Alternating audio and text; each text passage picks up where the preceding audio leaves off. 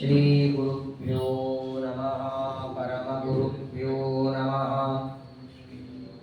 श्रीमदानन्दतीर्थभगवत्पादाचार्यगुरुभ्यो नमः जन्माद्यस्य यतोऽन्वयादितरतश्चार्तेष्वभिज्ञस्वराट् तेने ब्रह्महृदाय आदिकवये मुह्यन्ति यं सूरयः तेजो वारिमृदां यथा विनिमयो यत्र त्रिसर्गो मृषा धाम्ना स्वेन सदा निरस्तकुहकं सत्यं परं धीमहि निर्मत्योग्रभवार्णवे निजमनोभीष्टं दिशामीति यः सम्यक् ज्ञापयितुं करेण विलसन् मन्थानमन्नेन च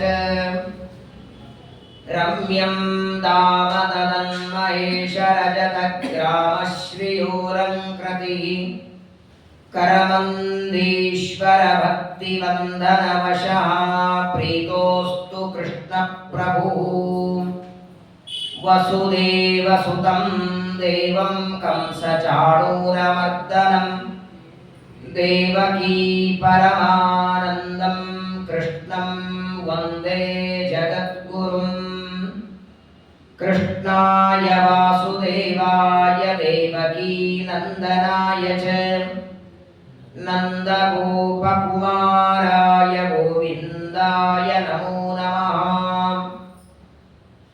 अभ्रमं भङ्गरहितम् अजडं विमलं सदा आनन्दतीर्थमतुलं भजे तापत्रयापहम् यस्वानुभावमखिलश्रुतिसारमेकम् अध्यात्मदीपमतितितिर्षतां तमोन्दम् संसारिणां करुणयाः पुराणगुह्यं तं व्याससूनुमुपयामि गुरुं मुनीनाम् आपादमौलिपर्यन्तं गुरूणामाकृतिं स्मरेत् तेन विघ्नाः प्रणश्यन्ति सिद्ध्यन्ति च मनोरथाः श्रीगुरुभ्यो नमः एवं सववृधे विष्णुर्नन्दगेः जनार्दनः कुर्वन्ननिशमानन्दं गोपालानां सुयोषितां स्वस्त्यस्तु सदाम् अशेषसन्मङ्गलानि भवन्तु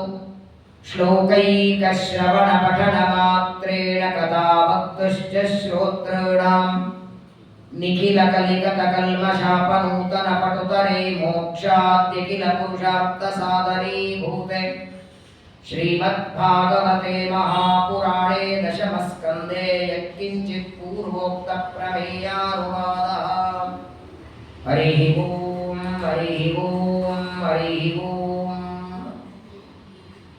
श्रीगुरुभ्यो नमः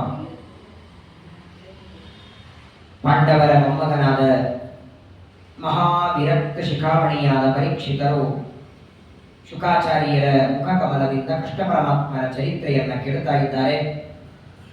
ಪ್ರಪಂಚದೊಳಗೆ ಯಾರದೇ ಕಥೆ ಕೇಳಿ ಒಂದು ಅರ್ಧ ಗಂಟೆ ಕೇಳಬಹುದು, ಒಂದು ಗಂಟೆ ಕೇಳಬಹುದು, ಬೇಸರ ಬರನೇ ಕೇಳಲ್ಲ. ಒಬ್ಬ ವ್ಯಕ್ತಿಯ ಬಗ್ಗೆ ಎಷ್ಟೊತ್ತು ಕೇಳಿದರೂ ಸಾಕು ಅನಿಸ್ತದೆ. ಆದರೆ ಪರೀಕ್ಷಿತ ರಾಜರಿಗೆ ಭಗವಂತನ ಕಥೆ ಕೇಳಿ ಬೇಸರವೇ ಬರ್ತಿಲ್ಲ. ಇನ್ನೂ ಹೇಳಿ ಇನ್ನೂ ಹೇಳಿ ಇನ್ನೂ ಹೇಳಿ ಅಂತಾರೆ. ಮೊದಲನೇ ದಿನ ಶಾಪದ ವಾರ್ತೆ ಕೇಳಿ ಮೊದಲನೇ ದಿನ ಬಂದಾಗ ಎಷ್ಟು ಉತ್ಸಾಹದಲ್ಲಿದ್ದಾರೆ, 5ನೇ ದಿನ ಅದೇ ಉತ್ಸಾಹದಲ್ಲಿದ್ದಾರೆ. ನಾವು ದಿನ ದಿನ ಉತ್ಸಾಹ ಕಡಿಮೆ ಆಗಿರ್ತದೆ. ಒಂದೇ ದಿನದಲ್ಲಿ 3 ತಾಸು ಪ್ರವಚನ ಮಾಡ್ತೇನೆ ಅಂದ್ರೆ 11ರಿಂದ ಮಧ್ಯಾಹ್ನ 3 ಗಂಟೆವರೆಗೆ ಪ್ರವಚನ ಅಂದ್ರೆ 11ಕ್ಕೆ ಏನೋ ಉತ್ಸಾಹ ಇರುತ್ತೆ. 3 ಕದ ಇರತ್ತಾ? 3 ಬೇಡ, 12 ಗಂಟೆನೆ. 1 ಗಂಟೆ 1:30 ಗಂಟೆ ಏನೋ ತಾಳ್ಮೆಯಿಂದ ಕೂತ್ಕೋಬಹುದು. ಇಲ್ರಿ ಪರೀಕ್ಷಿತರ ತಾಳ್ಮೆ 24 ಗಂಟೆ, ಒಂದು ದಿನಕ್ಕೆ ಬೇಸರ ಇಲ್ಲ, ಆಕಳಿಕ್ಕಿಲ್ಲ, ತೂಕಡಿಕ್ಕಿಲ್ಲ, ಅದೇ ಉತ್ಸಾಹ. ಶ್ರವಣ ಮನಕಾನಂದವೀಗುವುದು. ಜಗನ್ನಾಥದಾಸರು ಅಂತಾರೆ ನೋಡಿ, ಯಾರದ್ದೇ ಕಥೆ ಕೇಳಿ ಒಂದು 5 ನಿಮಿಷ ಕೇಳಿದ್ರೆ ಬೇಸರ ಬರ್ತದೆ. ಬೇಸರ ಬರದೇ ಇರುವ ಕಥೆ ಅದು ಭಗವಂತನ ಕಥೆ ಒಂದೇ. ಯಾವ ಮನುಷ್ಯನ ಕಥೆಯಿಂದ ಪುಣ್ಯ ಇಲ್ಲ. ನಿಮ್ ಕಥೆಯನ್ನು ಯಾರ ಮುಂದೆ ಹೇಳಿದವರಿಗೆ ಏನು ಪುಣ್ಯ ಬರತ್ತ ಕೇಳಿದವರಿಗೆ? ಅಥವಾ ಅವ್ರ ಕಥೆ ನಾವು ಕೇಳಿದ್ರೆ ಬಹಳ ಆದರೆ ಆ ವ್ಯಕ್ತಿಯ ಬಗ್ಗೆ ಕೇಳಿದ್ರೆ ಅವನ ಮೇಲೆ ಗೌರವನೋ ಆದರೂ ಬರಬಹುದು. ಅಯ್ಯೋ ಪಾಪ ಇಂಥದ್ದು ಮಾಡಿದ್ದಾರೆ ಅಂತ. ಅದನ್ನು ಬಿಟ್ರೆ ಪುಣ್ಯ ಹೆಚ್ಚಿಗಿಲ್ಲ. ಆದರೆ ಪ್ರತ್ಯರ್ಚ ಕೃಷ್ಣ ಚರಿತಂ ಕಲಿ ಕಲ್ಮಶಾತನ, ಕಲಿಯುಗದ ದೋಷವನ್ನ ದೂರ ಮಾಡುವ, ಕಲಿಯುಗದ ಎಲ್ಲ ಪಾಪ ಕಿತ್ತಿ ಹಾಕುವ ಕಥೆ ಅದು ಭಗವಂತನ ಕಥೆ. ಅದನ್ನ ಕೂತ್ಕೊಂಡು ಶ್ರವಣ ಮಾಡುತ್ತಿದ್ದಾರೆ, ಬೇಸರ ಇಲ್ಲದೆ, ಆಕಳಿಕೆ ಇಲ್ಲದೆ, ತೂಕಡಿಕೆ ಇಲ್ಲದೆ. ನೋಡಿ, ಕೇಳೋ ವ್ಯಕ್ತಿ ಚೆನ್ನಾಗಿದ್ರೆ ಹೇಳೋರಿಗೆ ಉತ್ಸಾಹ ಬರ್ತದೆ. ಕೇಳೋ ವ್ಯಕ್ತಿ ಪದೇ ಪದೇ ಗಡಾಳ ನೋಡ್ತಿದ್ರೆ ಕೃಷ್ಣಾರ್ಪಣ ವಸ್ತು ಮಂಗಳಾರತಿ ಮಾಡಿ ಮಕ್ಕಳು ಬಿಡೋಣ ಅನಿಸ್ತದೆ. ಪರೀಕ್ಷಿತನ ಆ ಉತ್ಸಾಹ ನೋಡಿ ಹೇಳೋರಿಗೆ ಎಷ್ಟು ಉತ್ಸಾಹ ಬರ್ತದೆ. ಶುಕಾಚಾರ್ಯರಿಗೆ ಬಹಳ ಸುಂದರವಾಗಿ ಕೃಷ್ಣನ ಕಥೆಯನ್ನು ಹೇಳ್ತಾರೆ ಶುಕಾಚಾರ್ಯರು. ಪರೀಕ್ಷಿತನಿಗೆ ಈಗಾಗಲೇ ಮಥುರೆಯಲ್ಲಿ ಅವತಾರ ಮಾಡಿದ ಪರಮಾತ್ಮ ಮಥುರೆಯಿಂದ ಗೋಕುಲಕ್ಕೆ ಬಂದಿದ್ದಾನೆ. ರಾತ್ರಿನೇ ಬಂದಿದ್ದಾರೆ. ಗೋಕುಲದಲ್ಲಿ ನಂದನ ಮನೆಯೊಳಗೆ ಪ್ರಾತಃ ಕಾಲದಲ್ಲಿ ಅಷ್ಟಮಿ ರಾತ್ರಿ ಬಂದಿದ್ದಾನೆ. ನವಮಿ ಪ್ರಾತಃ ಕಾಲದಲ್ಲಿ ದೊಡ್ಡದಾದ ಉತ್ಸವವನ್ನು ಮಾಡ್ತಾರೆ. ತನಗೆ ಗಂಡು ಮಗುವಾಗಿದ ಆನಂದದೊಳಗೆ ಆಕಳನ್ನ, ಕುದುರೆಯನ್ನ, ಎತ್ತನ್ನ, ನಾನಾ ರೀತಿಯಾದ ರತ್ನಮುತ್ತುಗಳನ್ನ ನಂದ ದಾನವನ್ನ ಕೊಡ್ತಾನೆ. 3ನೇ ದಿನ ಅಷ್ಟಮಿ ಅವತಾರ, ನವಮಿ, ದಶಮಿಯ ದಿನ ಪೂತನೆಯನ್ನ ಕಂಸ ಕಳಿಸಿದ್ದಾನೆ.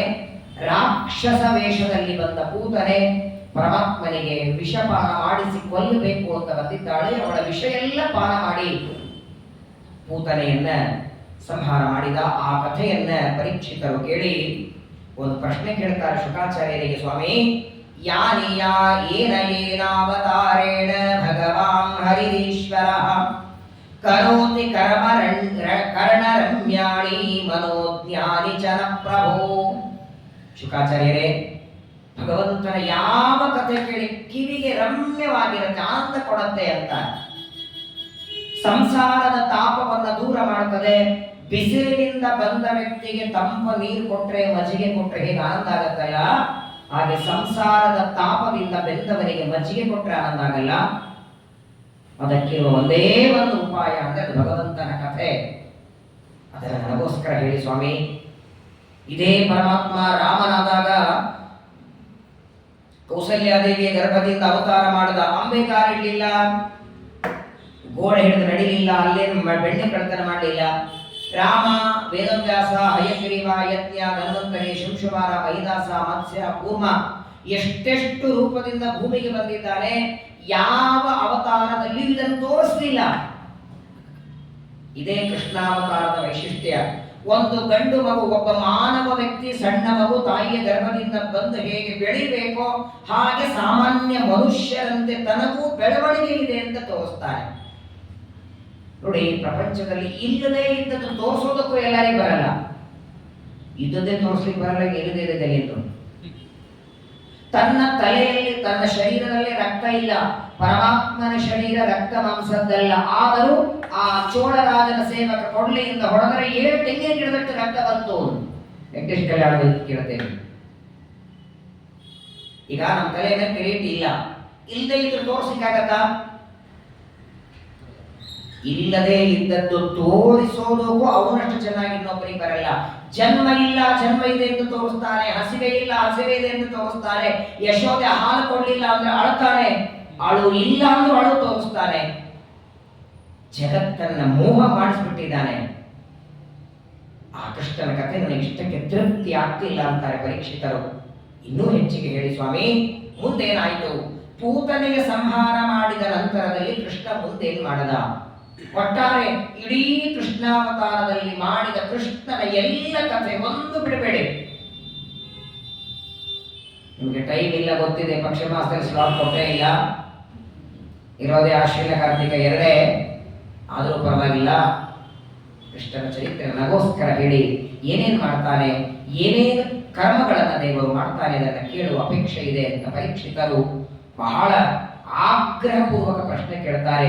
ಯಚ್ಛೃಣ್ವತೋಪೈರರತಿರವಿ ಕೃಷ್ಣ ಸತ್ವಂ ವಿಶುದ್ಧ್ಯತ್ಯಚಿರೇಣ ಪುಂಸಃ ಭಕ್ತಿರ್ಹರೌ ತತ್ಪುರುಷೇಷು ಸಖ್ಯಂ ತದೇವ ಸಾರಂ ವದ ಮನ್ಯಸೇ ತತ್.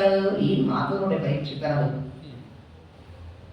ಯಾವ ಪರಮಾತ್ಮನ ಚರಿತ್ರೆಯನ್ನ ಶೃಣ್ವತಃ ನಿತ್ಯ ಕೇಳುವ ವ್ಯಕ್ತಿಗೆ ಸಂಸಾರದ ತಾಪ ಒಣಗಿ ಹೋಗ್ತದೆ. ನೀವೇನು ಮನಸ್ಸಿನಲ್ಲಿ ಅನ್ಕೊಂಡಿರ್ತೀರಿ ನಿಮ್ಮ ಅಪೇಕ್ಷೆ ಪರಮಾತ್ಮ ಪೂರ್ಣ ಮಾಡ್ತಾರೆ. ಈಗ ಇಲ್ಲಿ ಪ್ರವಚನ ಕೂತ್ರೆ ನಿಮ್ಮ ಇಚ್ಛೆ ಪೂರ್ಣ ಮಾಡಿಬಿಡ್ತಾರೆ ದೇವರು. ಪ್ರಪಂಚದೊಳಗೆ ಒಬ್ಬ ವ್ಯಕ್ತಿಯ ಬಗ್ಗೆ ಎಲ್ಲ ಮಾತು ಕೇಳಿದ್ರೆ ಆ ವ್ಯಕ್ತಿ ಬಹಳ ಆದ್ರೆ 1-2-3 ಸಾವಿರ ರೂಪಾಯಿ ಕೊಡಬಹುದು, ಇರೋದಕ್ಕೊಂದೇನೋ ಮನೆ ಕೊಡಬಹುದು ಕಡಿಮೆ ಬಾಡಿಗೆಗೆ. ಆದರೆ ಇವನ ಕಥೆ ಕೇಳಿದ್ರೆ ಸಂಸಾರದಿಂದಲೇ ಬಿಡುಗಡೆ ಮಾಡ್ತಾನೆ. ಅನಂತ ಕೈಗಳಿಂದ ಕೊಡೋದಕ್ಕೆ ಇವು ನಿಂತಾದ್ರೆ ಎಷ್ಟು ತಗೊಳ್ತೇವೆ ಅಲ್ಲ ಕೈಯಿಂದ ನಾವು. ಬೇಡದೆ ನೋಡಿ, ಬೇಡಿದ ಮೇಲೂ ಕೊಡೋದಕ್ಕೆ 10 ಸಲ ಆಲೋಚನೆ ಮಾಡೋರಿದ್ದಾರೆ ಕಲಿಯುಗದಲ್ಲಿ.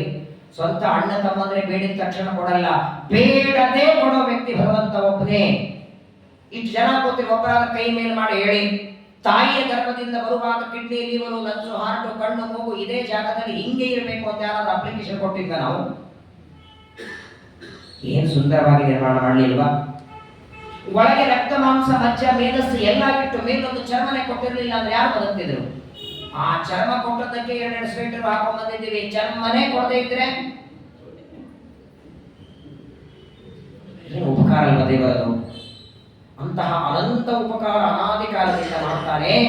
ಅವನ ಬಗ್ಗೆ ನನಗೆ ಇನ್ನೂ ತೃಪ್ತಿ ಆಗಿಲ್ಲ ಸ್ವಾಮಿ, ಇನ್ನಷ್ಟು ಕಥೆ ಹೇಳಿ. ನೋಡಿ, ದೇವರ ಕಥೆ ಕೇಳಿದರೆ ಮನಸ್ಸು ನಿರ್ಮಲ ಆಗತ್ತೆ, ಸಂಸಾರದ ತಾಪ ದೂರ ಆಗತ್ತೆ, ಮನಸ್ಸಿಗೆ ಆನಂದ ಆಗತ್ತೆ, ಸಜ್ಜನರ ಸಂಘ ಬರ್ತದೆ, ಸಂಸಾರದ ವಿಷಯದಲ್ಲಿ ಆಸಕ್ತಿ ಕಮ್ಮಿಯಾಗತ್ತೆ. ಎಲ್ಲದಕ್ಕಿಂತ ದೊಡ್ಡದು ಅಂದ್ರೆ ದೇವರ ಪ್ರೀತಿ ನಮ್ಮ ಮೇಲಾಗತ್ತೆ.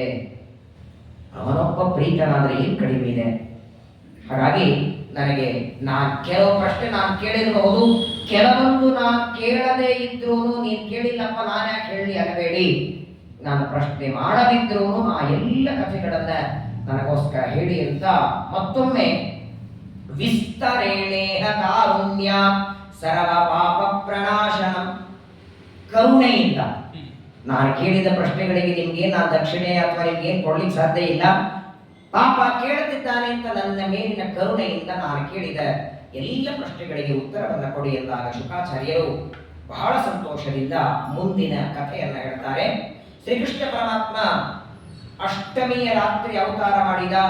ನವಮಿ, ದಶಮಿ ರಾತ್ರಿ ಭೂತನೆಯ ಸಂಹಾರ ಆಯಿತು. ಅದಾದ ಮೇಲೆ ನೋಡಿ, ಸಾಮಾನ್ಯವಾಗಿ ತಾಯಿಯ ಗರ್ಭದಿಂದ ಮಗು ಬಂದ್ರೆ ಆ ಮಗು ತನ್ನಷ್ಟಕ್ಕೆ ತಾನು ಮಲಗೋದಿಲ್ಲ, ಅದಕ್ಕೆ ಜೋಳಗೆಯಲ್ಲೇ ಮಲಗಿಸ್ಬೇಕು, ಅದಕ್ಕೆ ಇನ್ನು ಮಲಗಲಿಕ್ಕೆ ಬರಲ್ಲ. ಆ ಮಗು ಮಕ್ಕಳಾಗೋದು ಯಾವಾಗ ಗೊತ್ತಿಲ್ಲ. ಕನಿಷ್ಠ ಪಕ್ಷ ಅಂದ್ರೆ 5 ತಿಂಗಳು ಬೇಕಲ್ವೇ?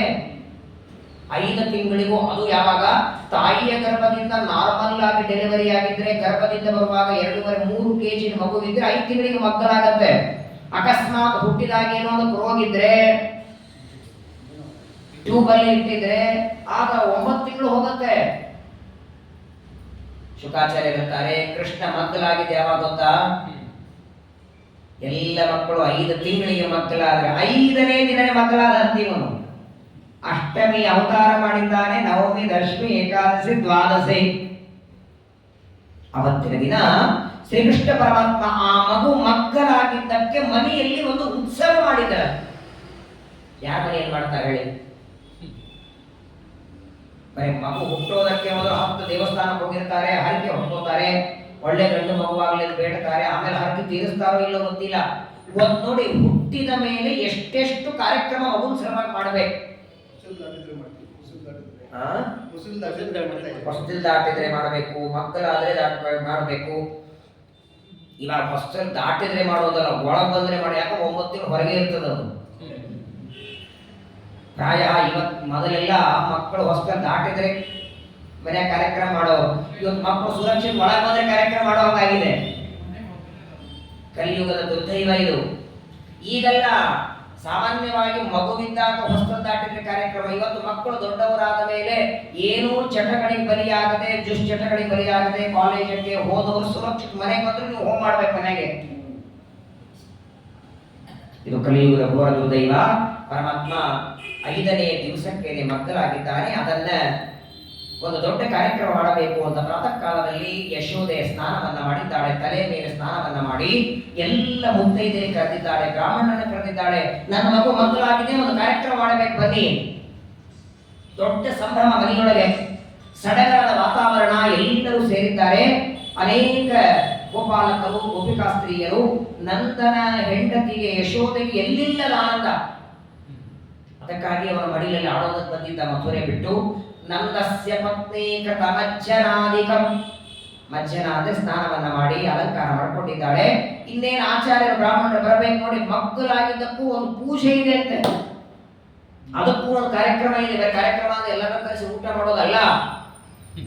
ಇವಾಗ ಬಿಡಿ, ಒಟ್ಟಾರೆ ಕಾರ್ಯಕ್ರಮದ ಮೂಲ ಗುರಿ ಏನು ಅಂದ್ರೆ ತೀರ್ಥ ಪ್ರಸಾದ. ಅದೊಂದಾದ್ರೆ ಏನೂ ಮಾಡದೆ ಅದೊಂದು ಮಾಡಿದ್ರು ಸಾಕು.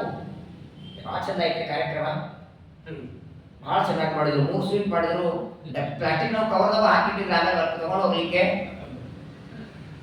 ವಾಸ್ತವಿಕವಾಗಿ ನೋಡಿ, ಯಾವುದೇ ಕಾರ್ಯಕ್ರಮ ಬರೀ ಊಟದಿಂದ ಸಮಾಪ್ತಿಯಲ್ಲ. ಆ ಕಾರ್ಯಕ್ರಮಕ್ಕೆ ಬ್ರಾಹ್ಮಣರು, ಪ್ರತಿಯೊಂದು ಕಾರ್ಯಕ್ರಮಕ್ಕೆ ಅದರದ್ದೇ ವಿಧಾನ ಇದೆ.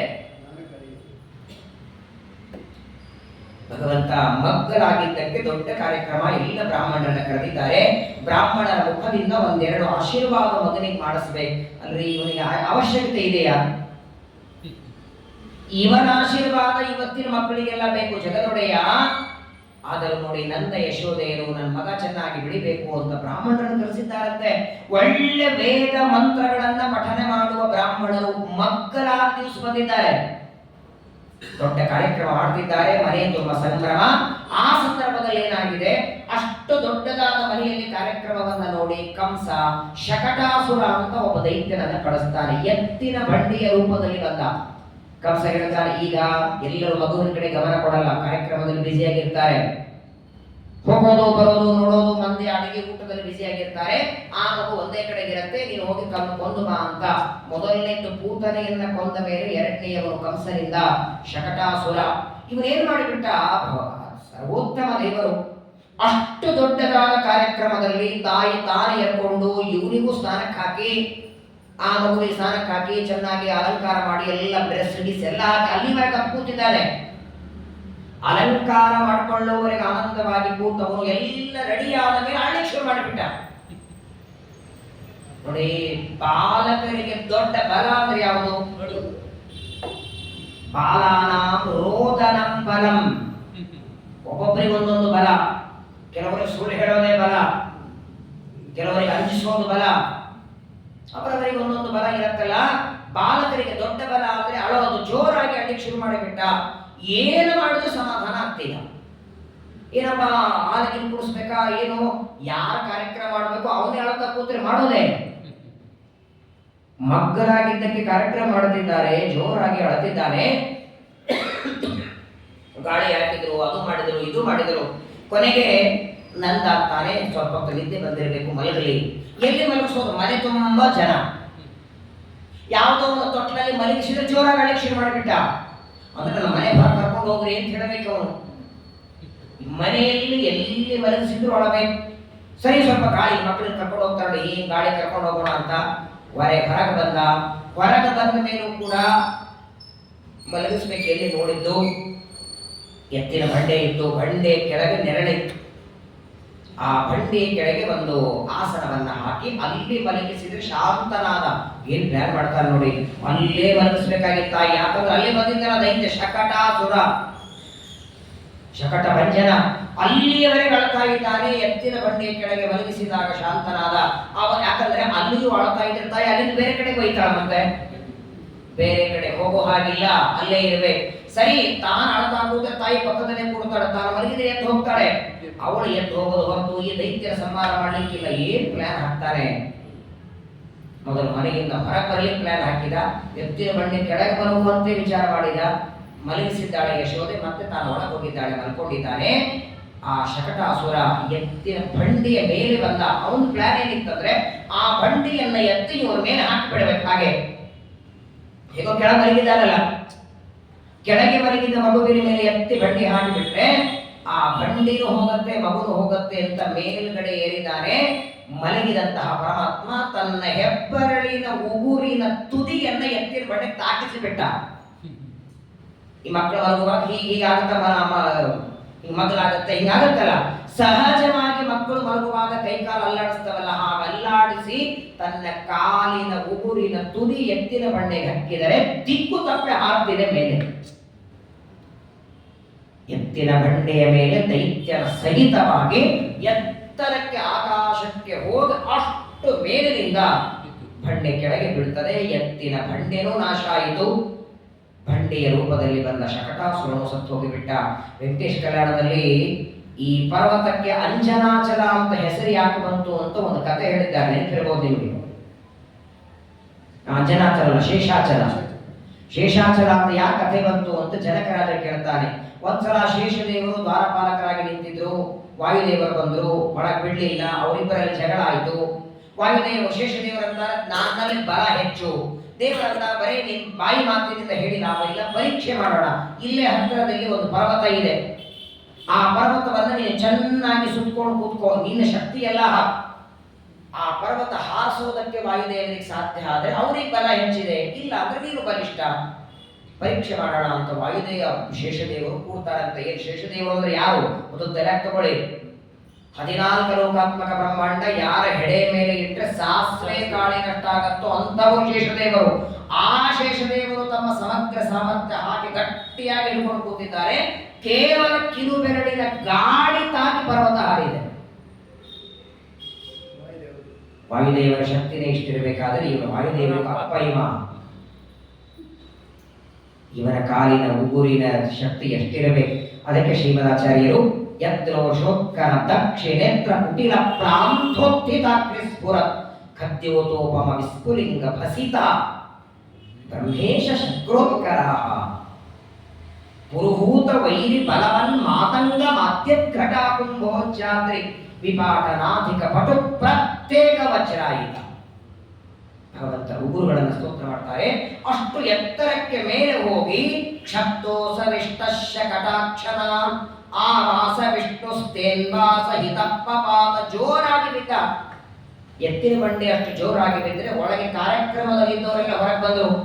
ಏನಾಯ್ತು ಅಂತ ನೋಡ್ತಾರೆ, ಎತ್ತಿನ ಬಂಡೆ ಬಿದ್ದಿದೆ, ಆದ್ರೆ ಯಾರ ಬಂಡಿ ಕೆಳಗೆ ಮಲಗಿದ್ದವರು ಚೆನ್ನಾಗೇ ಇದ್ದಾರೆ. ಎಲ್ಲರೂ ಬಂದು ಆಶ್ಚರ್ಯ, ಯಾರಿಷ್ಟು ಮೇಲೆ ಹೋದದ್ದು, ಹೆಂಗ್ ಬಿತ್ತು? ಅಲ್ಲಿರುವ ಸಣ್ಣ ಸಣ್ಣ ಹುಡುಗರು ಹೇಳ್ತಾರೆ, ಈ ಮಗುವಿನ ಕಾಲಿನಿಂದ ಒದಿತು. ಈ ಮಗು ಕಾಲಿನಿಂದ ಒದ್ದದ್ದಕ್ಕೆ ಅಷ್ಟು ಮೇಲೆ ಹೋಯಿತು. ಯಾರಿಗೆ ನಂಬಿಕೆ ಬರ್ತದೆ? 5 ದಿನದ ಮಗು ಬಂದ್ರೆ ಹೋಗತ್ತಾ? ನೋಡಿ ಎಷ್ಟು ವಿಚಿತ್ರ ಆಟ ಆಡಿಸ್ತಾ ಇದ್ದ ದೇವರು ಅಂದ್ರೆ, ತಾನು ದೇವರು ಅನ್ನುವ ಜ್ಞಾನ ಅಲ್ಲಿದ್ದವರಿಗೆ ಆಗ್ತಿರಲಿಲ್ಲ. ಸಾಮಾನ್ಯ ಮಕ್ಕಳಿಗೆ 5 ವರ್ಷಕ್ಕೆ ಓದಲಿಕ್ಕಿಲ್ಲ ರೀ. ಅನಂತ ಕೋಟಿ ಬ್ರಹ್ಮಾಂಡ ನಾಯಕ ಇವನು. 5ನೇ ದಿವಸಕ್ಕೆ ಮಕ್ಕಳಾಗುವ ಕಾರ್ಯಕ್ರಮದಲ್ಲೇನೆ ಶಕಟಾಸುರನನ್ನ ಸಂಹಾರ ಮಾಡಿಬಿಟ್ಟ. ಆಗಿದ್ದಾಗ ದೃಷ್ಟ ಯಶೋಧ ಪ್ರಮುಖ ಸ್ತ್ರೀಯ ಎಲ್ಲರೂ ಓಡಿ ಬರ್ತಾರೆ, ನೋಡ್ತಾರೆ ಎತ್ತಿನ ಬಂಡೆ ಮುರಿದು ಬಿದ್ದಿದೆ. ಮಗುವನ್ನ ಕಳ್ಕೊಂಡು ಮತ್ತೆ ಒಳಗೆ ಬರ್ತಾರೆ. ಅವನು ಮಕ್ಕಳಾಗಿದ್ದಕ್ಕೆ ಕಾರ್ಯಕ್ರಮ ಮಾಡ್ತಾರೆ, ಅವನಿಗೆ ಆರತಿಯನ್ನ ಮಾಡ್ತಾರೆ. ಆರತಿಯನ್ನ ಮಾಡಿ ಎಲ್ಲ ಗೋಪಾಲಕರಿಗೆ ಒಂದು ಭಯ ಶುರುವಾಯಿತು. ಏನಿದು? 3ನೇ ದಿನ ಅವಳು ಯಾರೋ ಬಂದು ಇಡೀ ಗೋಕುಲದಲ್ಲಿ ಅರ್ಧ ಗೋಕುಲ ಅವಳು ಹೆಣ ಬಿದ್ದಿತ್ತು, ಕೂತಾರೆ. ಈಗ 2ನೇಯವನು ಯಾಕೋ ಈ ಮಗುವಿನ ಕಾಲು ಗುಣನೇ ಚೆನ್ನಾಗಿಲ್ಲ, ಯಾರಾದ್ರೂ ಜ್ಯೋತಿಷ್ಯರನ್ನ ಕರೆಯೋಣ, ಜ್ಯೋತಿಷ್ಯರ ಜಾತಕ ತೋರಿಸೋಣ. ಇವಂದೇನು ಜಾತಕ, ಯಾವ ಜ್ಯೋತಿಷ ಇದ್ದಾರೆ ಹೇಳಿ ನೋಡ್ಲಿಕ್ಕೆ? ಸಕಲ ಗ್ರಹ ಬಲ ನೀನೆ ಸರಸಿಜಾಕ್ಷ, ಸೂರ್ಯ ಚಂದ್ರ ಮಂಗಳ ಬುಧ ಗುರು ಶುಕ್ರ ಶನಿ ರಾಹು ಕೇತು 9 ಗ್ರಹಗಳನ್ನ ತನ್ನ ಮದುವೆಯಲ್ಲಿ ಬಳಸಲಿಕ್ಕೆ ಇಟ್ಟಿದ್ದಾರೆ. ವೆಂಕಟೇಶ ಕಲ್ಯಾಣದಲ್ಲಿ ಕೇಳ್ತೀರಲ್ಲ, ಯಾವ ನವಗ್ರಹಗಳ ಪೂಜೆ ನಾವು ಮಾಡಬೇಕು ಎಲ್ಲರ ಕೈಯ ಬಕೆಟ್ ಕೊಟ್ಟು ಕೂಡಿಸ್ಬಿಟ್ಟಿದ್ದಾರೆ. ಇವನ ಆಜ್ಞೆಯನ್ನ ಬ್ರಹ್ಮದೇವರೇ ಪಾಲನೆ ಮಾಡ್ತಾರೆ. ಈ ನವಗ್ರಹಗಳೇನು ಅಂತಹ ನವಗ್ರಹಗಳಿಗೆ ನಿಯಾಮಕನಾದ ಇವನಿಗೆ ಏನು ನೋಡಬೇಕಾಗಿದೆ? ಆದರೂ ಗೋಪಾಲಕರಿಗೆ ನಂದ ಯಶೋಧೆಯರಿಗೆ ಒಂದು ಭಯ. ಅವತ್ತು ನಂದ ಹೇಳ್ತಾನೆ, ಯಾವ ಕಾರಣಕ್ಕೂ ಮಗು ಒಂಟಿಯಾಗಿ ಎಲ್ಲೂ ಬಿಡಬೇಡ, ಯಾಕೋ ಮಗು ಒಂಟಿಯಾಗಿದ್ರೆ ನನಗೆ ಭಯ ಆಗ್ತಿದೆ ಅಂತಾನೆ. ಮೊದಲನೇದು ಪೂತನೆ, ಎರಡನೇದು ಶಕಟಾಸುರ, ಮೂರನೆಯವನನ್ನು ಕಳಿಸಿಕೊಟ್ಟ ತೃಣಾವರ್ತ. ಒಂದು ದಿನ ಕೃಷ್ಣ ಇನ್ನು ಬಹಳ 10 ದಿನ ಆಗಿತ್ತು, ಅವತಾರ ಮಾಡಿ 10 ದಿನದ ಮಗು ಜೋರಾಗಿ ಗಾಳಿ ಬೀಸಿತು ಗೋಕುಲದಲ್ಲಿ. ಚಂಡಮಾರುತ ಅಂತಾರಲ್ಲ, ದೊಡ್ಡ ದೊಡ್ಡ ಮರಗಳು ಕಿತ್ತಿ ಕೆಳಗೆ ಬೀಳ್ತಾ ಇವೆ. ನಂದ ಅಂತಾನೆ, ಇಷ್ಟು ಜೋರ ಗಾಳಿ ಏನಿದು, ಅಕಾಲದಲ್ಲಿ ಇಷ್ಟು ಗಾಳಿ ಬೀಳ್ತಾ ಇದೆ, ಏನ್ ಗೊತ್ತಾಗಿಲ್ಲ. ಆ ಗಾಳಿಯ ರೂಪದಲ್ಲೇನೆ ಕಂಸ ಕಳಿಸಿದಂತಹ ಒಬ್ಬ ದೈತ್ಯ ತೃಣಾವರ್ತ ಅವನು ಬಂದು ಅಷ್ಟು ಜೋರಾದ ಗಾಳಿಯೊಳಗೆ ಕೃಷ್ಣನನ್ನ ಎತ್ಕೊಂಡು ಮೇಲೆ ಹೋಗಿಬಿಟ್ಟ, ಹಾರಿಬಿಟ್ಟ ಆಕಾಶಕ್ಕೆ. ಅವನು ಹೋಗುವವರೆಗೂ ಪರಮಾತ್ಮ ಸುಮ್ಮನಿದ್ದಾನೆ. ಮಗು ಕಾಣಿಸ್ತಾ ಇಲ್ಲ ಅಂತ ಎಲ್ಲರೂ ದುಃಖ ಪಡ್ತಿದ್ದಾರೆ ಆಕಾಶಕ್ಕೆ. ಆದರೆ ನೋಡಿ, ಅಲ್ಲೇ ಕೊಲ್ಲಬಹುದಾಗಿತ್ತು ದೇವರಂತ. ನಡಿ, ಎಲ್ಲಿವರೆಗೆ ಹೋಗ್ತೀನಿ ನೋಡೋಣ ಅಂತ ಎತ್ತರಕ್ಕೆ ತೃಣಾವರ್ತ ಕರ್ಕೊಂಡು ಹೋಗಿದ್ದಾನೆ. ಅಷ್ಟು ಎತ್ತರಕ್ಕೆ ಹೋದ ಮೇಲೆ ಜೋರಾಗಿ ತನ್ನ ಮುಷ್ಟಿಯಿಂದ ತೃಣಾವರ್ತನ ತಲೆಗೆ ಹೊಡೆದಿದ್ದಾನೆ. ಆಗಿದ್ದಾಗ ತೃಣಾವರ್ತ ಕೆಳಗೆ ಬಿದ್ದು ರಕ್ತ ಕಾರಿ ಸತ್ತೋಗಿಬಿಟ್ಟ. 3 ಜನ ಆದರು. ಇನ್ನು ಹೆಸರೇ ಇಟ್ಟಿಲ್ಲ ಇವನಿಗೆ, ನಾಮಕರಣ ಮಾಡಿಲ್ಲ. ಅಷ್ಟೊತ್ತಿಗೆ 3 ಜನರನ್ನು ಸಂಹಾರ ಮಾಡಿಬಿಟ್ಟಿದ್ದಾನೆ. ಸಾಮಾನ್ಯವಾಗಿ ಗಂಡು ಮಗು ಹುಟ್ಟಿದ್ರೆ 12ನೇ ದಿನ, ಹೆಣ್ಣು ಮಗು ಹುಟ್ಟಿದ್ರೆ 13ನೇ ದಿನ ಹೆಸರಿಡಬೇಕಂತೆ. ಪಾಪ ಇವ್ರು ಹಾಸ್ಪಿಟಲ್ ಇಂದ ಬರೋದೇ 1 ತಿಂಗಳಾದ್ಮೇಲೆ, ಸಿಸರ್ ಬೇರೆ ಆಗಿರ್ತದೆ. ಆ 1 ತಿಂಗಳಾದ್ಮೇಲೆ 2 ತಿಂಗಳು ಬಿಟ್ಟರೆ ಎಷ್ಟು, 3ನೇ ತಿಂಗಳಿಗೆ ಆಚಾರ್ಯ ಮತ್ತೆ ನಮ್ಮ ಅಮ್ಮಗೆ ಒಂದು ಡೇಟ್ ಕೊಡ್ರಿ ಅಂತಾರೆ. ಅಲ್ಲಿ ಬೇರೆ ಚಿಟ್ಟೆ ಪಿಂಡೆ ಬಿಟ್ಟಿರ್ತಾರೆ ಅವರೇ ಎಲ್ಲ. ಇದು ನಮ್ಮ ಪರಿಸ್ಥಿತಿ. ಆದರೆ ನೋಡಿ, ಒಂದು ದಿನ ಪುರೋಹಿತರಾದ ಗರ್ಗಾಚಾರ್ಯರನ್ನ ವಸುದೇವ ಹೇಳ್ತಾನೆ, ಸ್ವಾಮಿ, ನನ್ನ 2 ಮಕ್ಕಳು ಗೋಕುಲದಲ್ಲಿದ್ದಾರೆ, ನೀವು ಹೋಗಿ ಅವರಿಗೆ ನಾಮಕರಣ ಮಾಡಿ ಬನ್ನಿ. ಯದೂನಾಂ ಗ್ರಹಮಾಚಾರ್ಯ. ಹಿಂದಿನ ಕಾಲದಲ್ಲಿ ಮನೆಯೆಲ್ಲ ಕುಲಕ್ಕೆನೆ ಪುರೋಹಿತರು ಇರ್ತಿದ್ರು, ಕುಲ ಪುರೋಹಿತ ಅಂತ ಕರಿಬೇಕು. ಅವರ ವಂಶದಲ್ಲಿ ಬಂದವರಿಗೆಲ್ಲ ಅವರೇ ಪೌರೋಹಿತ್ಯ ಮಾಡಿಸೋರು. ಎಲ್ಲ ಯಾದವರಿಗೆ ಪುರೋಹಿತರು. ಗರ್ಗಾಚಾರ್ಯರನ್ನ ಆದರೂ ಒಂದು ಮಾತು ಹೇಳ್ತಾನೆ ವಸುದೇವ, ಹೇಳ್ತಾನೆ, ನೀವು ಇಲ್ಲಿಂದ ಗೋಕುಲಕ್ಕೆ ಹೋಗಿ ಆ 2 ಮಕ್ಕಳಿಗೆ ನಾಮಕರಣ ಮಾಡೋದು ನನಗೆ, ನಂದ, ಯಶೋಧ, ಇಷ್ಟು ಜನರಿಗೆ ಗೊತ್ತಿರಬೇಕು. ಯಾವ ಕಾರಣಕ್ಕೂ ಈ ವಾರ್ತೆ ಕಂಸನಿಗೆ ಗೊತ್ತಾಗಬಾರದು. ನೀವು ಇಲ್ಲಿಂದ ಅಲ್ಲಿ ಹೋಗಿರಿ, ನೀವೇ ಹೋಗಿ ಪೌರೋಹಿತ್ಯ ಮಾಡಿಸಿರಿ ಅಂದ್ರೆ ಆ ಮಕ್ಕಳು ಯಾರು ಅಂತ ಕೇಳ್ತಾನೆ. ಎಲ್ಲಿಂದ ಮಕ್ಕಳು ಅಂತ ಕೇಳ್ತಾನೆ. ಅಕಸ್ಮಾತ್ ಆಗಿ ಆ ಮಕ್ಕಳು ನನ್ನದು ಅಂತ ಗೊತ್ತಾಗಿ ಬಿಟ್ರೆ ಮತ್ತೆ ಇದೇ ಅನರ್ಥ. ಏಕಾಂತದಲ್ಲಿ ನನ್ನ ಮಕ್ಕಳಿಗೆ ನಾಮಕರಣ ಮಾಡಿ ರಹಸ್ಯ. ನೋಡಿ ಪಾಪ ಎಲ್ಲ ತಂದೆ ತಾಯಿಗಳು ಮಕ್ಕಳಿಗೆ ಹೆಸರು ಎಷ್ಟು ಸಂಭ್ರಮ ಮಾಡ್ಬೇಕಂತಾರಲ್ವೇ, ಬಳಗದವರೆಲ್ಲ ಕರೆಸಬೇಕು, ಅಡಿಗೆಯವರನ್ನು ಕರೆಸಬೇಕು ಮಕ್ಕಳಿಗೆ ನಾಮಕರಣ ಮಾಡೋದಕ್ಕೆ. ಆದರೆ ಇಲ್ಲಿ ಅನಿವಾರ್ಯವಾಗಿ ಏಕಾಂತದಲ್ಲಿ ಇಡಬೇಕಾಗಿದೆ. ಆಯಿತು ಅಂದ್ರು. ಆದರೂ ಪಾಪ ಗರ್ಗಾಚಾರ್ಯ ನಡೆಯುತ್ತಿದ್ದಾರೆ. ಅವರಂದ್ರು, ನಾಮಕರಣ ಏನೋ ಮಾಡ್ತೇನೆ, ನಿಮ್ಮ ಮಕ್ಕಳಿಗೆ ಹೆಸರಿಡೋದ್ರೆ ನನ್ನ ಹೆಸರು ಉಳಿತದೋ ಇಲ್ಲೋ, ನನಗೆ ನನ್ನ ಮಕ್ಕಳು ಇಡಬೇಕಾಗತ್ತೆ ಪಿಂಡ. ಅಕಸ್ಮಾತ್ ಆಗಿ ನಾನು ಹೋಗಿ ನಾಮಕರಣ ಮಾಡಿದ್ದೇನೆ ಅಂತ ಗೊತ್ತಾಯಿತು ಕಂಸನಿಗಂದ್ರೆ ನನ್ನ ಮಕ್ಕಳ ಹೆಸರು ಬಾಯಿ ಇಡೋದು, ನನ್ನ ಹೆಸರು ಬರುವಾಗ ಮಾಡ್ತಾನ. ಅಸ್ಮತ್ ಪಿತಾ ಗರ್ಗಾಚಾರ್ಯ ಶರ್ಮನ್. ಕಂಸನ ಭಯ ಗರ್ಗಾಚಾರ್ಯರಿಗೆ. ಏಕಾಂತದಲ್ಲಿ ಬಂದಿದ್ದಾರೆ. ನಂದ ಸ್ವಾಗತ ಮಾಡ್ತಾನೆ. ಒಳ್ಳೆ ನೋಡಿ, ಯಾವುದೇ ಕಾರ್ಯಕ್ರಮ ಮಾಡಿ ಬೇಕು, ಜನ ಎಲ್ಲ ಸೇರಿಸ್ಬೇಕು. ನಾಮಕರಣ, ಅನ್ನಪ್ರಾಶನ ಅಥವಾ ಹೊಸ್ಕಲ್ ದಾಟೋದು. ಆದರೆ ಆ ಎಲ್ಲ ಬಂಧು ಬಳಗವನ್ನು ಕರೆಸಿ ಆಚಾರವನ್ನೇ ಕರೆಸದೇ ಇರಬೇಡಿ.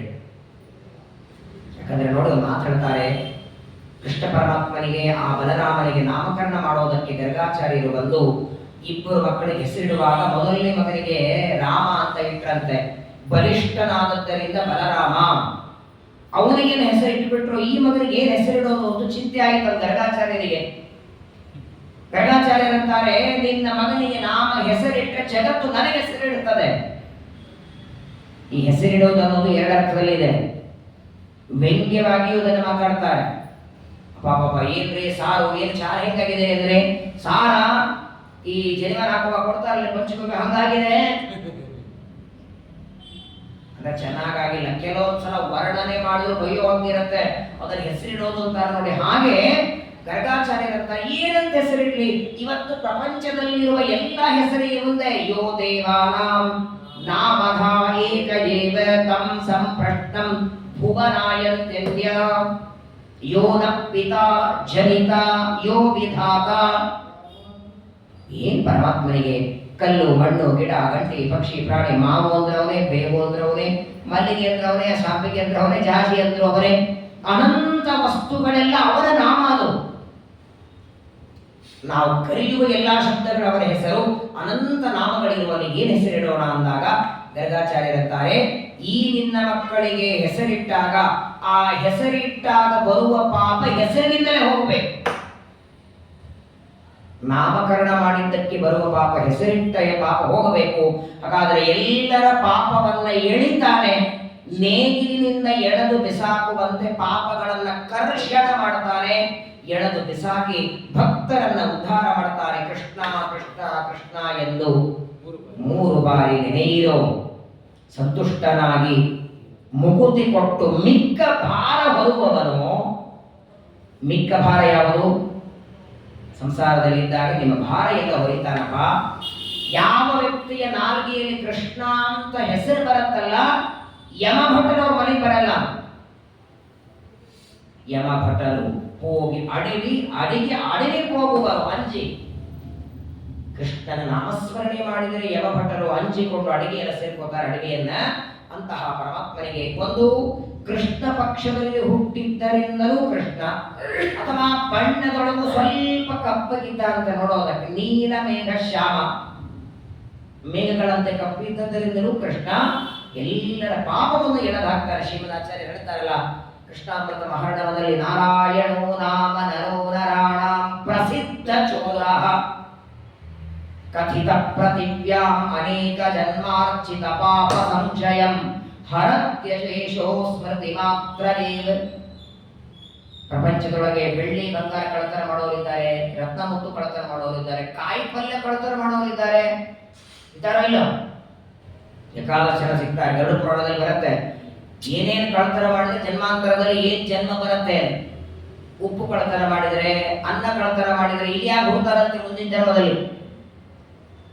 ಅನ್ನ ಹೆಂಗ್ ಕಳ್ಳತನ ಮಾಡ್ತಾರೆ ಅಂತ ಹೇಳಿದಕ್ಕೆ ಡಬ್ಬಿ ತುಂಬಿಕೊಂಡು ಹೋಗ್ಬಿಡೋದು. ಇನ್ನು ಹಿಂದೆ ಊಟಕ್ಕಿದ್ದಾರೆ ಅಂತ ನೋಡದೆ ಡಬ್ಬಿ ತುಂಬಿಕೊಂಡು ಹೋದ್ರೆ ಅನ್ನ ಕಳ್ಳತನವೇ. ಅನ್ನ ಕಳ್ಳತನ ಮಾಡಿದ್ರೆ ಇಲ್ಲಿ ಆಗ್ತಾರಂತೆ, ಉಪ್ಪು ಕಳ್ಳತನ ಮಾಡಿದ್ರೆ ಇರುವೆ ಆಗ್ತಾರಂತೆ ಮುಂದಿನ ಜನ್ಮದಲ್ಲಿ. ಕೆಂಪಿರುವೆ ಹುಡ್ತಾರಂತೆ. ತಾಂಬೂಲವನ್ನ ಅಡಿಕೆ ಬೆಳೆಯದಲ್ಲೇ ಇದನ್ನ ಇಟ್ಟದ್ದನ್ನ ಅಕಸ್ಮಾತ್ ಕಳ್ಳತನ ಮಾಡಿದ್ರೆ ಜನ್ಮಾಂತರದಲ್ಲಿ ಕೋತಿ ಆಗ್ತಾರಂತೆ ಅರಣ್ಯದಲ್ಲಿ. ಪಾಪ 5ನೇ ಅಧ್ಯಾಯ ಗರುಡ ಪುರಾಣದಲ್ಲಿ ತುಂಬಾ ಚೆನ್ನಾಗಿ ಹೇಳ್ತಾರೆ. ಗರುಡದೇವರು ಕೇಳ್ತಾರೆ, ಇವತ್ತೇನು ಪ್ರಾಣಿ ಪಕ್ಷಿಗಳ ಜನ್ಮ ಬಂದಿದೆ, ಹಿಂದಿನ ಜನ್ಮದಲ್ಲಿ ಏನು ಪಾಪ ಮಾಡಿರಬೇಕು, ಯಾಕೆ ಇದು ಬಂದಿದೆ? ಬಹಳ ಸುಂದರವಾಗಿ ಪರಮಾತ್ಮ ಹೇಳ್ತಾನೆ. ಹಾಗಾಗಿ ಸರ್ವಥಾ ಜನ್ಮಾಂತರದಲ್ಲಿ ಮಾಡಿದ ಕರ್ಮದಿಂದ ಇವತ್ತು ನಾನಾ ರೀತಿಯಾದ ಪಾಪಗಳ ಮೂಲಕ ಜನ್ಮ ಬರುತ್ತೆ. ಆದರೆ ಪಾಪಗಳ ಸಂಬಂಧ ತನಗೆ ಪಾಪಗಳಿಲ್ಲ ಮಾತ್ರವಲ್ಲ, ತನ್ನ ಸ್ಮರಣೆ ಮಾಡಿದವರ ಪಾಪವನ್ನು ಎಳೆದಾಕ್ತಾನೆ. ಕೃಷ್ಣ ಅಂತ ನಾಮಕರಣ ಮಾಡಿದ್ದಾರೆ. ಒಂದು ದಿನ ಮಗನನ್ನ ತೊಡೆಯ ಮೇಲೆ ಕೂಡಿಸ್ಕೊಂಡು ಹಾಲು ಕುಡಿಸ್ತಾ ಇದ್ದಾಳೆ ಯಶೋದೆ. ಪ್ರಾಯ ತಾಯಿಯ ಮಡಿಲಲ್ಲಿ ಮಲ್ಕೊಂಡು ಮಕ್ಕಳ ಹಾಲು ಕುಡಿತಾ ಜೋರಾಗಿ ಆಕಳಿಕೆ ಬರುತ್ತಲ್ಲ.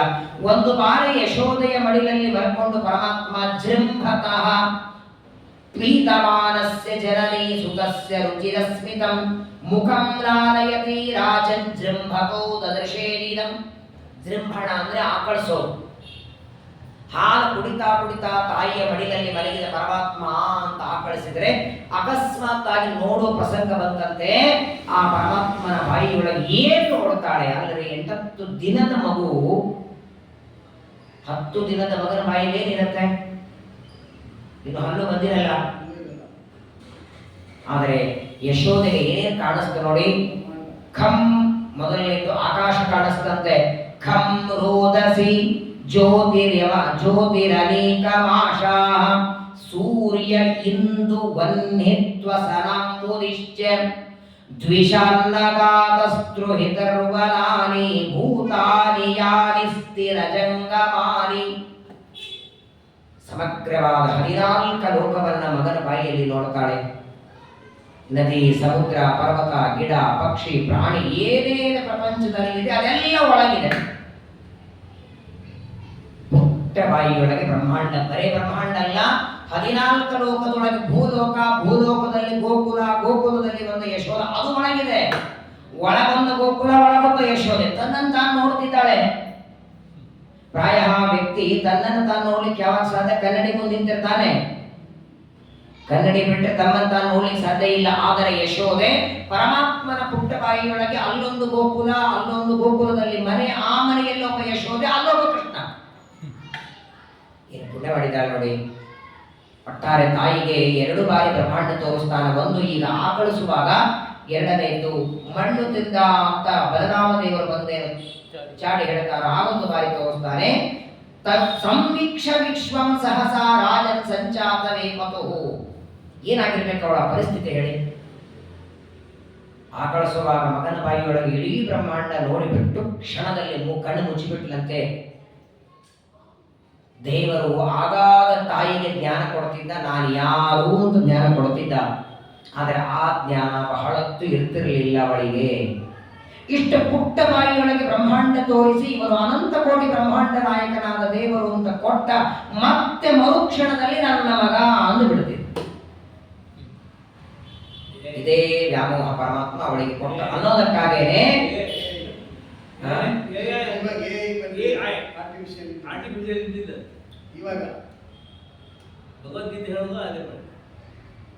ಪುಟ್ಟ ಬಾಯಿಯೊಳಗೆ ಬ್ರಹ್ಮಾಂಡ ತೋರು. ಆ ಜ್ಞಾನವನ್ನು ಯಾಕೆ ಕೊನೆವರೆಗೆ ಉಳಿಸ್ಲಿಲ್ಲ ಅಂದ್ರೆ, ನಾನು ದೇವರು ಅನ್ನುವ ಜ್ಞಾನವನ್ನೇ ಕೊಟ್ಟಿದ್ರೆ ಅವನು ಇನ್ನೂ ಬಕುಲಾದೇವಿಯಾಗಿ ಹುಟ್ಟು ಬರ್ತಿರ್ಲಿಲ್ಲ, ಮತ್ತೆ ಬರಬೇಕಾಗಿದೆ ಅವಳು. ಅದೇ ಯಶೋದೆ ಬಕುಲ ಮಾಲೆಯಾಗಿ ಶ್ರೀನಿವಾಸನ ವಿವಾಹಕ್ಕೆ ಮತ್ತೆ ಕಲಿಯುವುದೆಲ್ಲ ಅವತಾರ ಮಾಡಬೇಕಾದದ್ದರಿಂದ ಕ್ಷಣ ಮಾತ್ರದಲ್ಲಿ ಜ್ಞಾನ ಕೊಡುತ್ತಿದ್ದ, ಮತ್ತೆ ಮರ್ತು ಹೋಗಬೇಕು. ಹೀಗೆ ತಾಯಿಗೆ ಆನಂದವನ್ನ ಕೊಡ್ತಾ ತಾಯಿಯ ಮಡಿಲಲ್ಲಿ ಮರಿಗೆ ಹಾಲು ಕುಡಿತಿದ್ದಾನೆ ನೋಡಿ. ಎಷ್ಟೇ ಮಡಿಯಿಂದ ಸ್ನಾನ ಮಾಡಿ ಬೇಕಾದಷ್ಟು ತಲೆ ಮೇಲೆ ನೀರು ಹಾಕೊಂಡು ಒದ್ದೆ ಉಟ್ಕೊಂಡು ನಾವು ನೈವೇದ್ಯಕ್ಕೆ ಪದಾರ್ಥ ಮಾಡಿಟ್ರೆ ಯಾರು ತಿನ್ನೋರು? ಮಾಡಿದವ್ರು ನಾವೇ ತಿನ್ಬೇಕು, ಅಂತ ಚೆನ್ನಾಗಿ ಮಾಡ್ಕೊಂಡಿರ್ತೀವಿ ನಾವು. ನಮಗೇನು ಸೇರ್ತದೆ ಅದನ್ನೇ ಯಾಕೆ ಮಾಡೋದು? ನೈವೇದ್ಯ ಅವನಿಗೇನು ಸೇರ್ತದೆ ಮಾಡೋದೇ ಇಲ್ಲ ನಾವು. ನಮಗೇನು ಸೇರ್ತದೆ ಯಾಕಂದ್ರೆ ತಿನ್ನೋರು ನಾವೇ ಅಂತ ಗ್ಯಾರಂಟಿ ಅಲ್ಲ. ಇಲ್ಲಿ ನೋಡಿ, ಪರಮಾತ್ಮನಿಗೆ ಎಂಥ ದೊಡ್ಡ ಸೌಭಾಗ್ಯ. ಭಗವಂತ ಯಶೋಧೆ ಮಡಿಲಲ್ಲಿ ಮಲಗಿ ಹಾಲು ಕುಡಿತಿದ್ದಾನೆ. ಕೇಳ್ತಾನೆ ಪರೀಕ್ಷಿತ ರಾಜ, ಸ್ವಾಮಿ ಯಾರಿಗೆ ನಂದ ಅಂತ ಕೇಳ್ತಾನೆ. ನಂದ ಯಾರು, ಯಶೋಧ ಯಾರು, ಏನು ಪುಣ್ಯ ಅವರದು? ಅನಂತ ಕೋಟಿ ಬ್ರಹ್ಮಾಂಡ ನಾಯಕ ಸರ್ವಜ್ಞ ಸರ್ವೋತ್ತಮನಾದ ದೇವರು ತನ್ನ ಬಾಲಿಯಲ್ಲಿ ತೋರಿಸುತ್ತಿದ್ದಾನೆ. ಯಾರು ಅಂತ ಕೇಳಿದಾಗ ಶುಕಾಚಾರ್ಯರಂತಾರೆ, 8 ಜನ ವಸುಗಳಲ್ಲಿ ದ್ರೋಣ ಅನ್ನೋ ವಸು ಅಪ್ಪ ಇವನು. ಅವನ ಹೆಂಡತಿ ಧರಾದೇವಿ. ಇವರಿಬ್ಬರು ಒಂದ್ಸಲ ಸತ್ಯಲೋಕಕ್ಕೆ ಹೋಗಿದ್ದರು. ಬ್ರಹ್ಮದೇವರ ಹತ್ರ ಹೋದಾಗ ಏನ್ ಬೇಕು ಅಂತ ಕೇಳಿದರೆ, ನಮಗೆ ನಮ್ಮ ಪ್ರಾಚೀನ ಕರ್ಮದಿಂದ ಯಾವತ್ತಾದ್ರೂ ಮನುಷ್ಯ ಜನ್ಮ ಬರೋದಿದೆಯಾ ಅಂತ ಕೇಳಿದರು. ಬ್ರಹ್ಮದೇವರ ಹತ್ರ ಹೋಗಿ ದ್ರೋಣ ಅನ್ನೋ ವಸು ಧರಾದೇವಿ, ನಮಗೆ ಮನುಷ್ಯ ಜನ್ಮ ಬರೋದಿದೆಯಾ ಅಂದಾಗ, ಹೌದು ಇದೆ, ನಿಮ್ಮ ಕರ್ಮಗಳಿಗೆ ತಕ್ಕಂತೆ ನೀವು ಒಂದ್ಸಲ ಮನುಷ್ಯರಾಗ್ತೀರಿ. ಬರೇ ಮನುಷ್ಯರಲ್ಲ, ವೈಶ್ಯರಾಗಿ, ಬ್ರಾಹ್ಮಣ ಕ್ಷತ್ರಿಯರ ನಂತರದಲ್ಲಿ ವೈಶ್ಯರಾಗಿ ಹುಟ್ಟುತ್ತೀರಿ ಅಂತ ಬ್ರಹ್ಮದೇವರಂದ್ರೆ, ನಾವು ಮನುಷ್ಯರಾಗಿ ವೈಶ್ಯರಾದಾಗ ಪರಮಾತ್ಮ ನಮ್ಮ ಮಗನಾಗಿ ಬರಬೇಕು, ಅವರ ಬಾಲಲ್ಲಿ ನೋಡಬೇಕು ಅಂತ ಬ್ರಹ್ಮದೇವರಿಂದ ಅವತ್ತು ವರ ಬೆಳೀತಾರೆ. ಆ ದ್ರೋಣ ಅನ್ನೋ ವಸುನೆ ನಂದ, ಅವರ ಹೆಂಡತಿಯಾದ ಧರಾದೇವಿ ಯಶೋಧ ಅನ್ನೋದಕ್ಕಾಗಿ ದೇವತೆಯಲ್ಲಿ ಅವತಾರ ಮಾಡಿ ಓಡಿ ಬಂದಿದ್ದಾನೆ ಗೋಕುಲ. ಕ್ಷತ್ರಿಯ. ಸಾಮಾನ್ಯವಾಗಿ ಹಿಂದಿನ ಕಾಲದಲ್ಲಿ ಅನೇಕರನ್ನ ವಿವಾಹ ಮಾಡಿಕೊಳ್ಳೋ ಪದ್ಧತಿ, ವಿವಾಹವನ್ನ ಅನೇಕರನ್ನ ಮಾಡಿಕೊಳ್ಳೋ ಪದ್ಧತಿ ಇತ್ತು. ನಂದ ಮತ್ತು ವಸುದೇವರ ಬಗ್ಗೆ ಶ್ರೀಮದಾಚಾರ್ಯರು ಮಹಾಭಾರತ ಆತ್ಮನಿರ್ಣಯದಲ್ಲಿ ಇದರ ಬಗ್ಗೆ ವಿವರಣೆ ಕೊಡ್ತಾರೆ. ನಂದನ ತಂದೆ ಯಾರು, ವಸುದೇವನ ತಂದೆ ಯಾರು, ಇವರಿಬ್ಬರು ಒಂದೇ ತಂದೆಯಿಂದ ಹುಟ್ಟಿದ್ರೆ ಆವಾಗ ಕ್ಷತ್ರಿಯ ವೈಶ್ಯ ಹೇಗಾಗಬೇಕು? ತಾಯಿ ಒಬ್ಬಳೆ, ತಂದೆ ಬೇರೆ.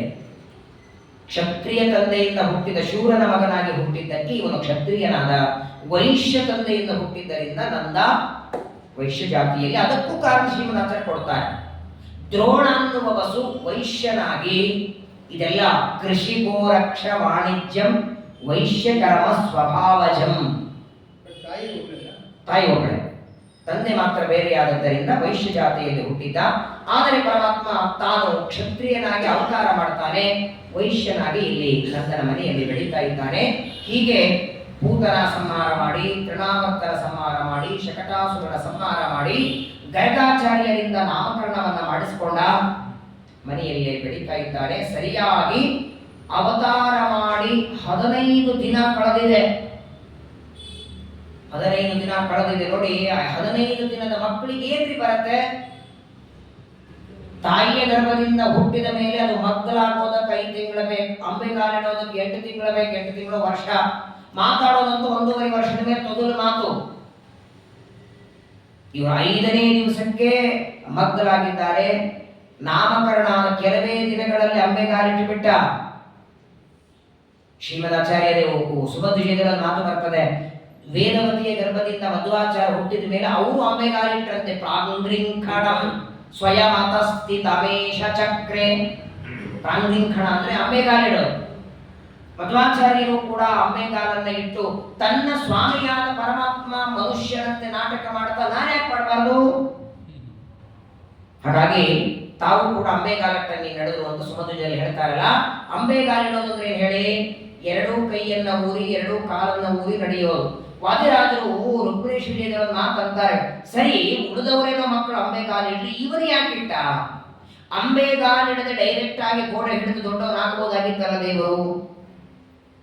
ಯಾಕೆ ಅಂಬೆಗಾಲಿ ಇಟ್ಟ ಅಂದ್ರೆ ವಾದಿರಾಜರು ಅಂತಾರೆ, ತನ್ನ ಹೊಟ್ಟೆಯನ್ನು ಇನ್ನೊಬ್ಬರಿಗೆ ತೋರಿಸೋದಕ್ಕೆ ನಾಚಿಕೆಯಾಗಿ ಅಂಬೆಗಾಲಿಟ್ಟ.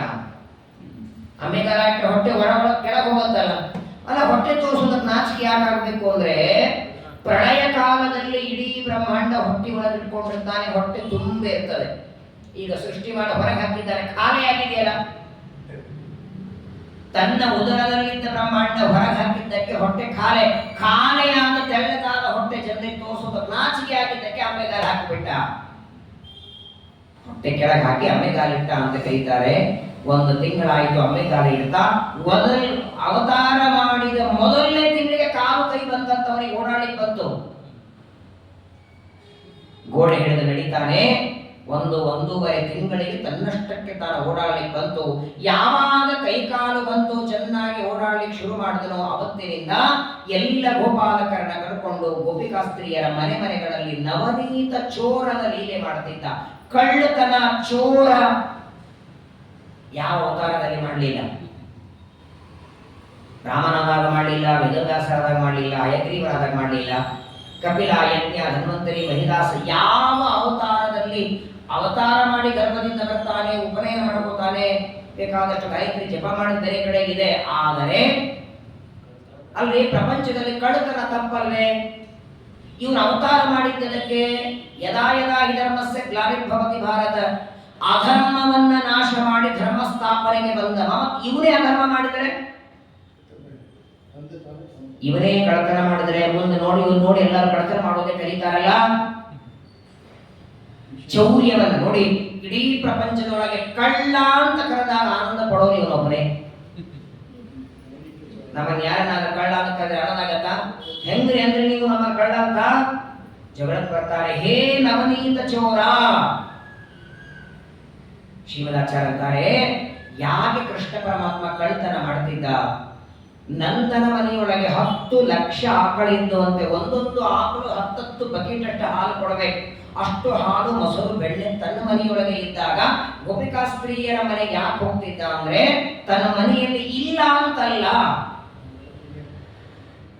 ಅವರ ಮನೆಗೆ ಯಾಕೆ ಹೋಗ್ತಿದ್ದ ಅಂದ್ರೆ, ನೀವು ತಿನ್ನೋದೆಲ್ಲ ನನಗೆ ಸಮರ್ಪಣೆ ಮಾಡಿ ತಿನ್ನಿ, ಕೃಷ್ಣಾರ್ಪಣ ಅಂತ ನೈವೇದ್ಯ ಮಾಡಿ ತಿನ್ನಿ ಅಂತ ಅವರಿಗೆ ಬೋಧನೆ ಮಾಡ್ಲಿಕ್ಕೆ ಅವ್ರ ಮನೆಗೆ ಹೋಗ್ತಿದ್ದ.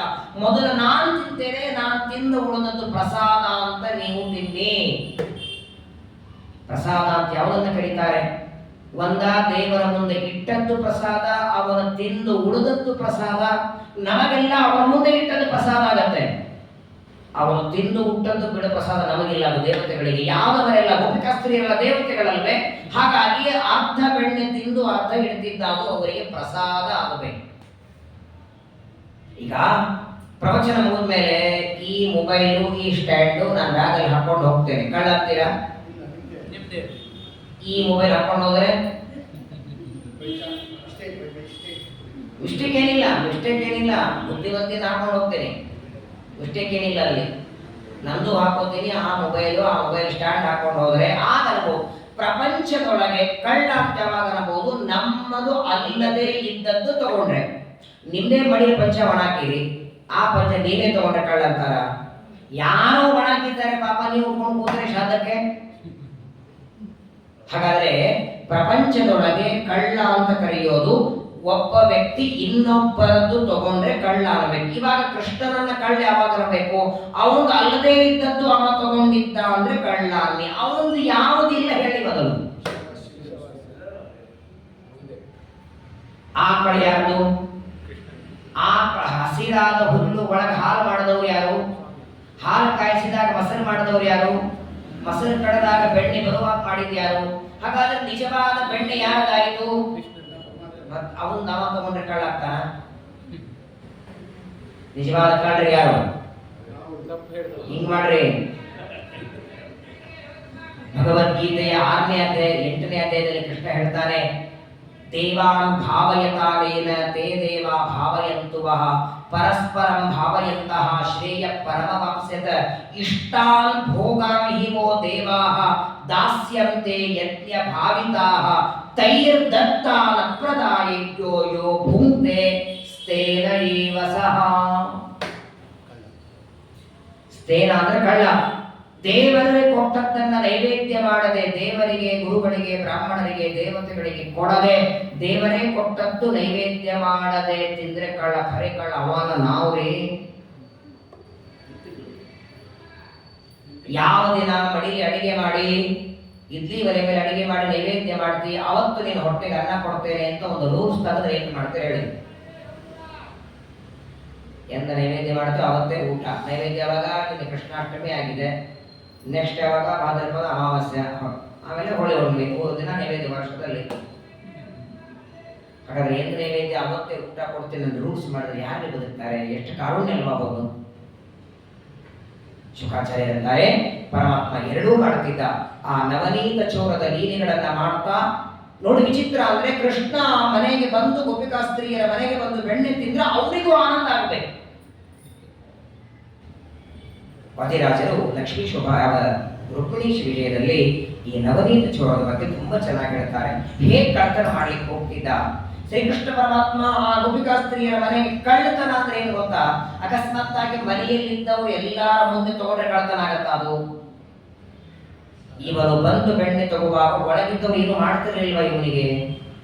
ಇವನು ಬಂದು ಬೆಣ್ಣೆ ತಿನ್ನುವವರೆಗೆ ಒಳಗಿದ್ದ ಗೋಪಿಕಾ ಸ್ತ್ರೀಯರು ಏನ್ ಮಾಡ್ತಿದ್ರು? ಹಾಗಾದ್ರೆ ಹೇಗೆ ಅವರನ್ನ ಮೋಹ ಮಾಡಿ ಬಿಡ್ತಿದ್ದ.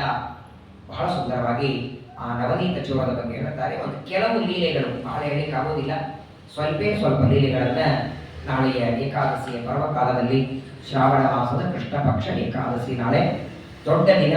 ಹಾಗಾಗಿ ಪರಮಾತ್ಮನ ಕೆಲವು ನವನೀತ ಚೋರದ ಲೀಲೆಗಳನ್ನ ನಾಳೆಗೆ ಶ್ರವಣ ಮಾಡೋಣ. ನಾಳೆಗೆ 5:30ಯಿಂದ 6:30ವರೆಗೆ ಭಾಗವತ ಪ್ರವಚನ.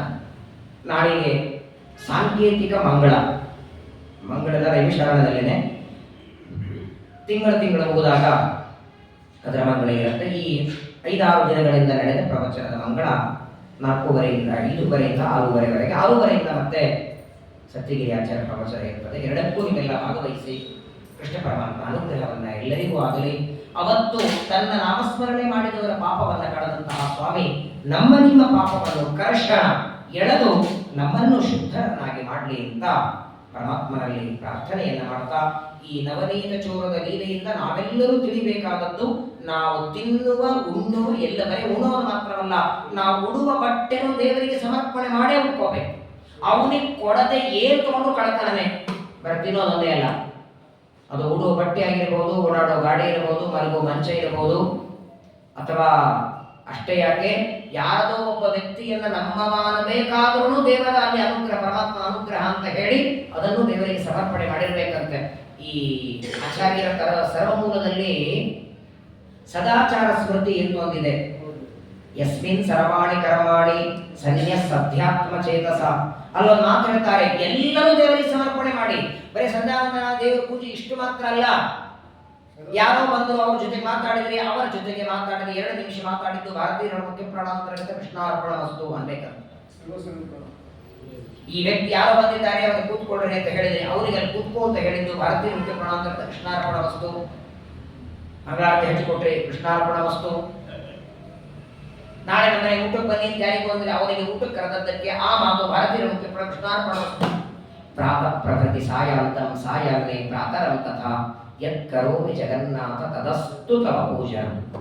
ಎಲ್ಲವೂ ಪರಮಾತ್ಮನ ಪೂಜೆಯಾಗಬೇಕು. ಆ ಅನುಸಂಧಾನ, ಆ ಜ್ಞಾನ ನಮಗೆ ನಿಮಗೆ ದೇವರು ಕೊಡಲಿ ಅಂತ ಪ್ರಾರ್ಥನೆಯನ್ನು ಮಾಡ್ತಾ, ಏಕಾದಶಿಯ ಪರ್ವಕಾಲದಲ್ಲಿ ಶ್ರೀಕೃಷ್ಣ ಪರಮಾತ್ಮನ ಬಾಲಲೀಲೆಗಳನ್ನು, ಕೆಲವು ಮಾತು ವಾದಿರಾಜರ ಮಾತು, ಕೆಲವು ಭಾಗವತದ ಮಾತುಗಳನ್ನು ಮತ್ತೆ ನಾಳೆ ಶ್ರವಣ ಮಾಡೋಣ. ಶ್ರೀಕೃಷ್ಣಾರ್ಪಣಮಸ್ತು. ಹರೇ ನಮೋ ಹರೇ.